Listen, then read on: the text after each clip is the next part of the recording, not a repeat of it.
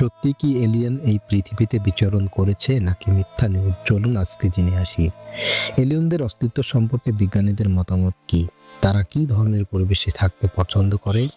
এলিয়েনদের সাথে যোগাযোগ করতে কি ধরনের প্রযুক্তি ব্যবহার করা হতে পারে? এলিয়েনরা কি আমাদের মতোই দেখতে পারে? তারা যদি আমাদের গ্রহে আসে তাদের উদ্দেশ্য কি হতে পারে? বিস্তারিত জানতে আজকের ভিডিওটি পুরোপুরি দেখুন। প্রথমত হচ্ছে এলিয়েনদের অস্তিত্ব সম্পর্কে বিজ্ঞানীদের মতামত কি? বিজ্ঞানীরা বিশ্বাস করেন যে মহাবিশ্ব অত্যন্ত বিশাল এবং এর মধ্যে অগণিত গ্রহ এবং নক্ষত্র রয়েছে।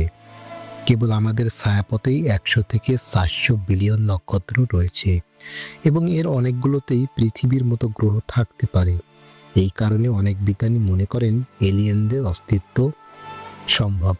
এলিয়েনরা যদি থাকে তারা কি ধরনের পরিবেশে বেঁচে থাকতে পারে? এলিয়েনরা যদি পৃথিবীর মতো কার্বন ভিত্তিক প্রাণ হয় তাহলে তাদের জলের উপস্থিতি, সহনীয় তাপমাত্রা 0 থেকে 100 ডিগ্রি সেলসিয়াস এবং অক্সিজেন সমৃদ্ধ বায়ুমণ্ডলের প্রয়োজন হতে পারে।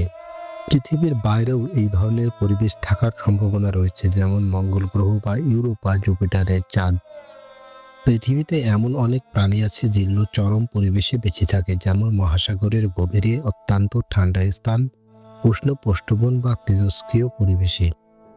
এলিয়েনরা এই ধরনের চরম পরিবেশে থাকতে পারে, যেমন শনি বা জুপিটারের চাঁদগুলিতে, যেখানে বরফ, মিথেন এবং অম্লীয় উপাদান রয়েছে। এবার চলুন জেনে আসি এলিয়েনরা কি আমাদের মতো দেখতে পারে? এলিয়েনরা আমাদের মতো দেখতে পারে কি না তা পুরোপুরি অনুমান নির্ভর। এই বিষয়ে বিভিন্ন মতামত রয়েছে। তাদের দেহ কাঠামো, আকৃতি এবং চেহারা তাদের বাসস্থান, পরিবেশ এবং বিবর্তন প্রক্রিয়ার উপর নির্ভর করবে। এই সম্পর্কে কিছু সম্ভাব্য দিক আলোচনা করা হলো।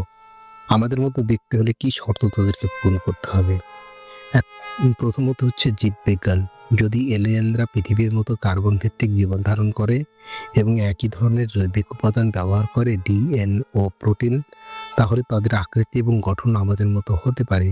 পরিবেশ আমাদের মতো পরিবেশে, যেমন মধ্যম তাপমাত্রা, অক্সিজেন সমৃদ্ধ বায়ুমণ্ডল, মহাকর্ষ। এলিয়েনদের শরীরও হয়তো আমাদের মতো হবে।